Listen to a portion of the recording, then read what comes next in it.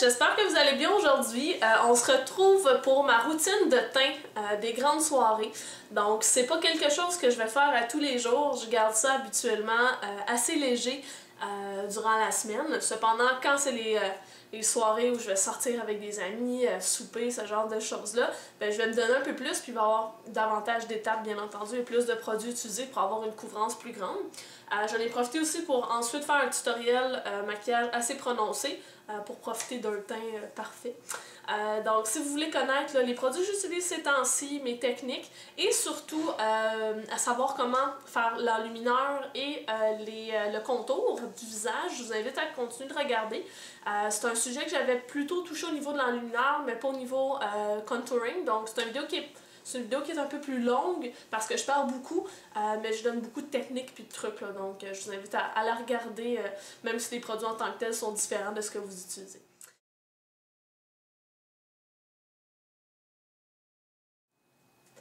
Une fois qu'on a bien hydraté la peau et qu'on a laissé l'hydratant justement pénétrer la peau, on va venir appliquer une base pour le teint, donc un primer, qui va permettre d'améliorer la tenue du maquillage. Ça va être important d'utiliser un primer qui va correspondre à votre type de peau, à ce que vous voulez corriger, puis tout ça.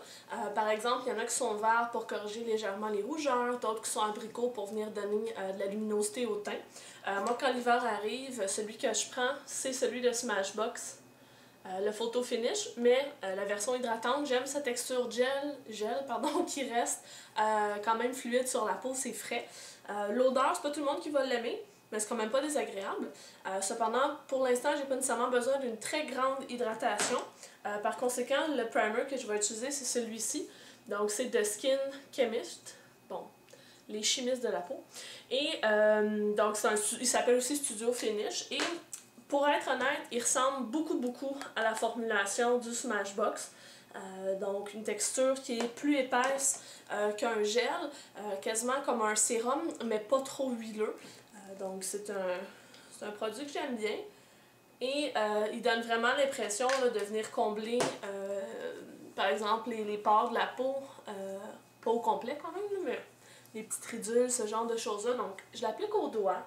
Vous pouvez utiliser un pinceau si vous voulez, mais si vous avez les mains propres, tout est bien. Excellent. Une fois que ce produit-là est appliqué, je vais venir mettre un hydratant teinté. En fait, ça va être la bébé crème de Smashbox.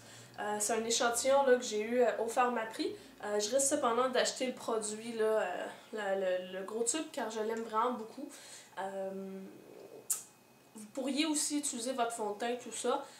Ce genre de produits-là, hydratants teintés et autres, je vais les appliquer seulement quand je vais faire, quand j'ai une grosse soirée. C'est pas quelque chose que je vais mettre au jour le jour, parce que au jour le jour, j'essaie de mettre le moins de choses possible sur ma peau pour pas avoir de réaction ou causer des boutons puis tout ça. Alors, je vais l'utiliser et je vais utiliser un nouveau pinceau que j'ai eu, qui est celui-ci. C'est un pinceau de Sigma, qui est comme une version kabuki, mais avec un manche long. Puis, il est en angle comme ça ici pour, dans le fond, aider un peu comme le pinceau à blush là, qui est de côté en angle. Et celui-là s'appelle le F88, donc le Flat Angled Kabuki. Ça permet d'avoir une application qui est plus légère que quand on utilise les doigts ou une éponge. En fait, tout pinceau permet ça. Le fait que ce soit un kabuki, il est plus dense, donc l'application est différente d'avec un pinceau par exemple à poil dû aux fibres qui va être plus légère. Là. Alors j'en mets sur ma main et je vais mettre mon pinceau un tout petit peu dessus comme ça ici et je vais appliquer le produit en mouvement circulaire et on commence toujours au centre du visage parce que c'est là où on va avoir le plus de rougeur à camoufler et on étire vers l'extérieur. Et moi je fais une application vraiment en une mince couche. Là.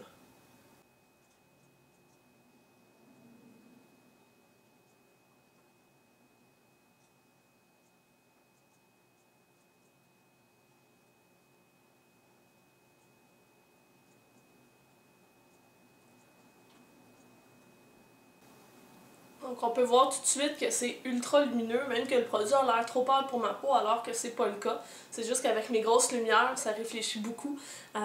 Et pourtant, ça n'a pas un fini huileux, malgré que ça soit un fini qui est lumineux comme produit. Donc c'est pour ça que je l'aime beaucoup. Cet été, j'utilisais beaucoup l'hydratant teinté 3D Hydrasmart de chez Lizoati, mais le fini est très lumineux. Ça donne quasiment une impression d'huile sur le visage.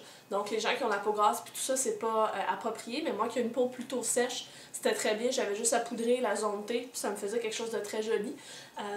Alors que le Smashbox, ben, va avoir le côté lumineux sans que ça soit too much, en guillemets. Ensuite de ça, je vais venir travailler avec mon cache-cerne. Celui que je vais utiliser, c'est de MAC, le Pro Longwear. J'ai la misère avec mon anglais aujourd'hui. Et la couleur, c'est le NW25.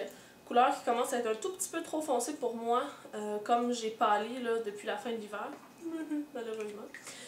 Donc je l'utilise majoritairement sur les cernes, mais je vais aussi l'utiliser au niveau du tour de mon nez parce que c'est là où j'ai des rougeurs, bien que la bébé crème en ait camouflé une bonne partie.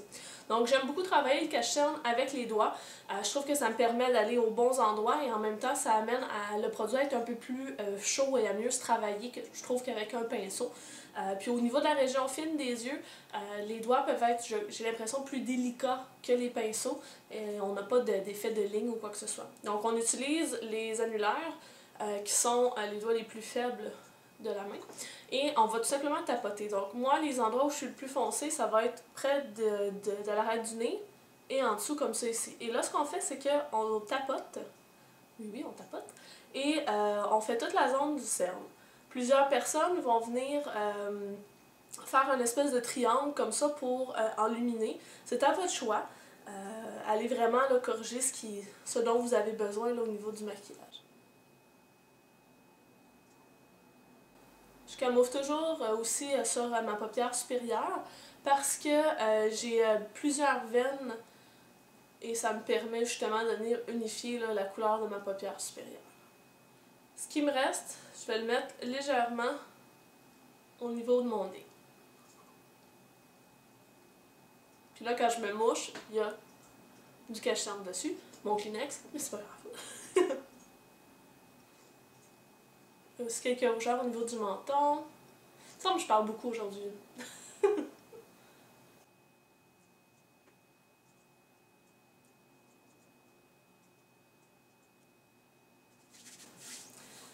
Excellent. On va venir maintenant commencer le travail justement de enlumineur, contour et aussi poudre. Donc, je commence avec une poudre de la couleur de ma peau. Je vais utiliser un produit de Smashbox qui est la Hydrating Perfecting Powder, donc la Halo. Ce que je trouve pratique de ce contenant-là, c'est qu'on tourne le produit comme ça ici. Oups. Et il y a comme une espèce de petit rasoir qui vient couper du produit. Donc on a toujours un produit qui est neuf, entre guillemets, moins de bactéries, etc. Donc c'est pratique, puis on a juste à en couper la quantité dont on a besoin. Puis c'est différent aussi d'une poudre libre, parce qu'une poudre libre, moi j'ai l'impression qu'il y en a tout le temps partout. Donc ça me permet justement d'éviter d'avoir une surquantité. Donc je prends un pinceau kabuki. Celui-là, c'est celui de Too Faced, celui qui est brisé. J'ai oublié de vous sortir le contenant, mais en tout cas, n'importe quel kabuki. Et cette couleur-là, moi je vais l'appliquer au niveau des endroits que j'ai tenté de camoufler, donc les côtés de mon nez, le menton et le front. Donc c'est la zone T.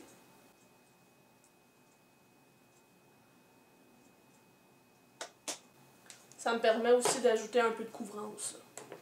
Je vais ensuite venir travailler le contouring. Et pour faire du contouring, idéalement, il faut utiliser une poudre qui est plus foncée que la couleur de notre peau et une couleur qui est mate. Parce que le but de faire du contouring, c'est d'ajouter des creux aux endroits où on veut ajouter des creux, donc où la lumière normalement ne se rend pas. Donc si on utilise un produit qui a des paillettes dedans, on attire la lumière, donc c'est contre-productif.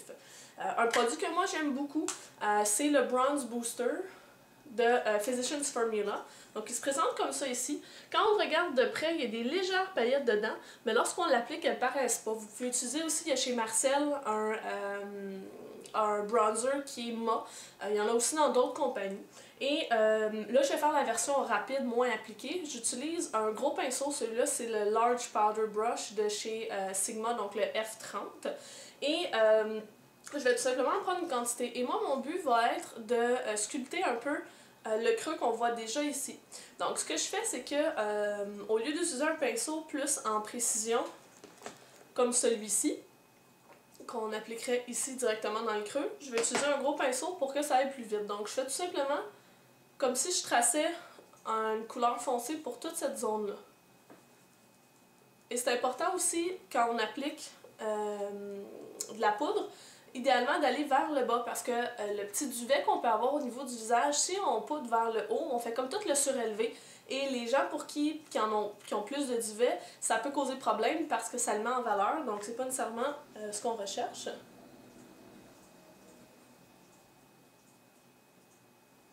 Donc vous voyez déjà que le côté de mon visage est sculpté.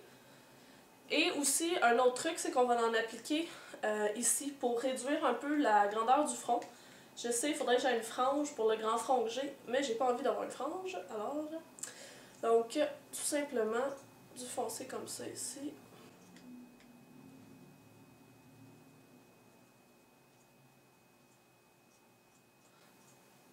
Voilà, vous pourriez aussi faire le nez pour justement l'affiner ou le raccourcir en mettant du foncé sur le bout du nez. Moi, je garde mon nez comme ça, donc je le change pas. Ensuite de ça, on est rendu où dans nos étapes? Il ne reste pas grand chose à appliquer.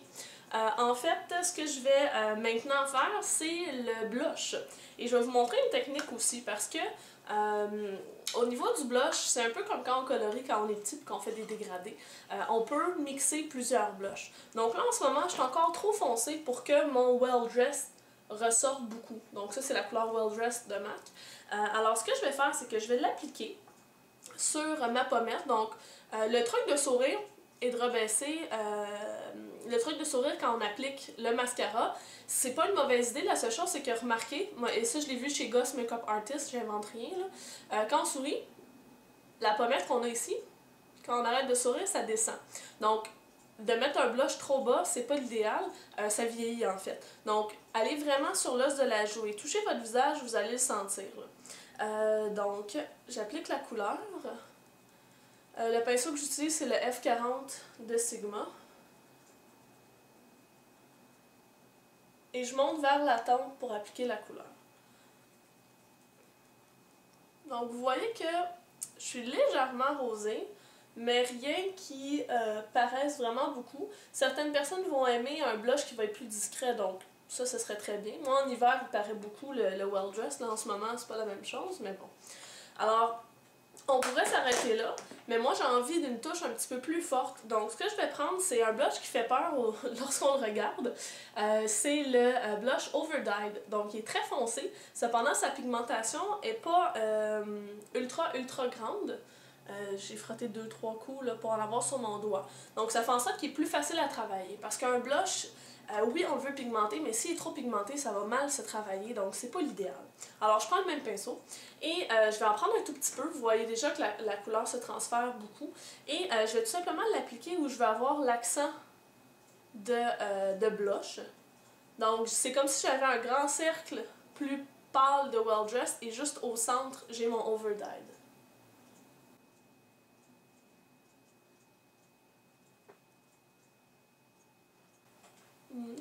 Voilà.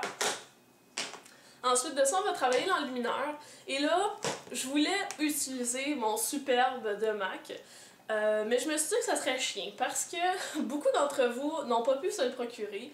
Et c'est triste pour vous, sincèrement, c'est une des plus belles poudres que j'ai vues de ma vie. Donc je vais le mettre de côté, mais j'aurais normalement utilisé ça.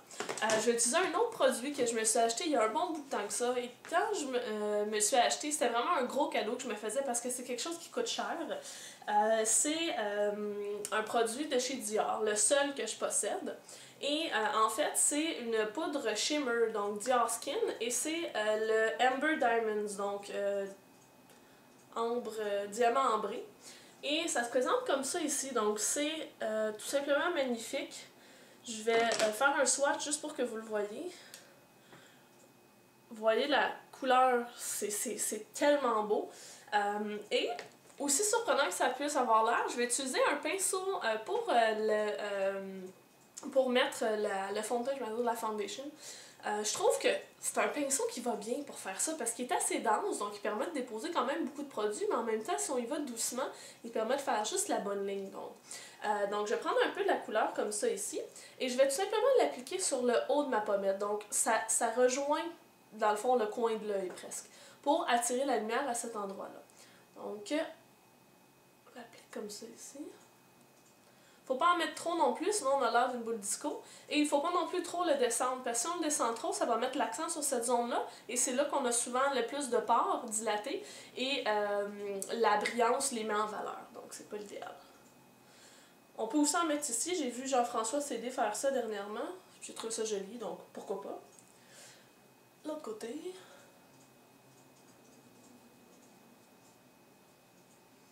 On peut en mettre sur le nez.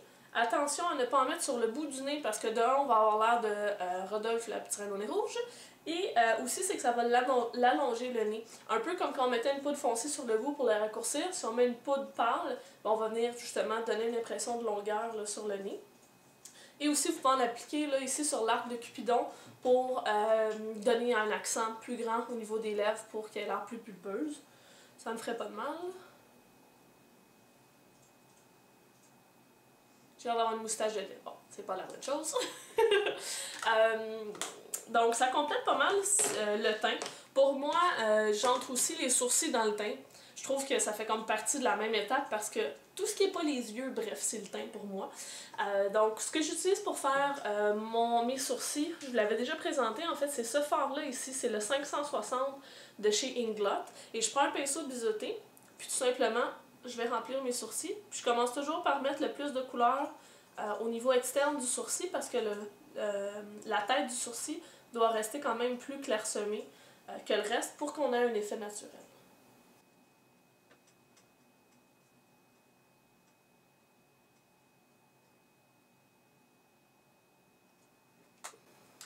Par la suite, je vais simplement prendre un mascara transparent, c'est le Great Lash de chez Maybelline, juste pour fixer un peu mes sourcils pour pas qu'ils deviennent fous et s'en aillent dans toutes les directions. L'étape finale, et elle est optionnelle, c'est d'appliquer un spray fixant. Ça va changer la durée de tenue du maquillage. C'est sûr que ça rajoute pas 8 heures de temps, on s'entend. Moi, ce que je trouve de ce produit-là, c'est pas nécessairement le fait que ça ajoute de la tenue, mais plus que j'ai l'impression que ça vient tout mélanger ensemble et donner une certaine luminosité. Parce que là, en ce moment, la caméra, c'est pas si mal, mais de proche, c'est quand même assez poudreux, entre guillemets, sans être tragique ou quoi que ce soit. Mais je trouve qu'en appliquant un spray fixant, ça permet justement de venir donner un aspect plus mouillé, entre guillemets, au maquillage. Donc, celui que j'utilise, c'est le All Natter de Urban Decay. En fait, c'est produit par Skindinavia et c'est une compagnie qui se spécialise dans ce genre de produits-là. Quand celui-là va être terminé, moi je vais commander directement sur le site de Skindinavia. Goss Makeup Artist avait recommandé celui pour les mariés et un autre dont je me souviens pas, mais je vous en parlerai au moment où je ferai ces achats-là. Et c'est important de ne pas utiliser ce produit-là à tous les jours parce qu'il contient de l'alcool et ça peut en venir à assécher la peau ou causer des réactions. Donc moi, je les réserve vraiment pour les soirées, les grandes soirées où je vais justement faire ce gros kit-là au niveau du visage. Donc on se met un petit peu loin avec le produit et on va faire une coupe de spray.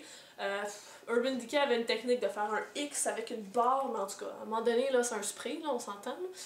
Donc là, on a l'air con quand on fait ça. Et là, on attend un peu avant d'ouvrir les yeux, question de ne pas devenir aveugle. Et voilà. Donc, de près, peut-être même, vous l'avez vu, mais c'est comme un petit peu plus lumineux. Regardez mon front. Yeah! Ça va sécher un peu, donc ça va diminuer quand même. Là. Je ne resterai pas l'aspect mouillé comme ça longtemps. Donc, ça serait pour moi la dernière étape là, pour ce maquillage-là. Donc, voilà, c'est le teint. Je vais maintenant enchaîner vers un maquillage pour les yeux, donc je vous mettrai le lien là, un peu plus tard. Mais ça récapitule grosso modo ce que je fais pour le teint lors des grandes occasions, parce que bien entendu, à chaque matin, je fais pas tout ça, et c'est bien normal. Prenez aussi les trucs qui vont vous aider vous, pas obligé de faire tout ça. Comme d'habitude, la liste de tous les produits que j'ai utilisés va être présente dans la barre d'informations, et là je regarde la table devant moi, puis je suis comme... Oh mon Dieu, il va falloir que j'écrive tout ça. mais bon. Puis si vous avez des questions ou quoi que ce soit, n'oubliez pas de les écrire dans les commentaires. Puis je vous invite aussi à vous abonner à ma chaîne, c'est gratuit, puis ça vous permet d'être au courant de toutes les nouvelles vidéos que je poste, puis c'est une façon de m'encourager. Donc sur ça, je vous souhaite une bonne fin de journée, puis on se voit à la prochaine vidéo. Bye les filles! Si vous avez envie de visionner le tutoriel maquillage que je vous présente à l'instant, donc celui que je portais au début de la vidéo, ben, je vous invite à cliquer n'importe où sur l'écran.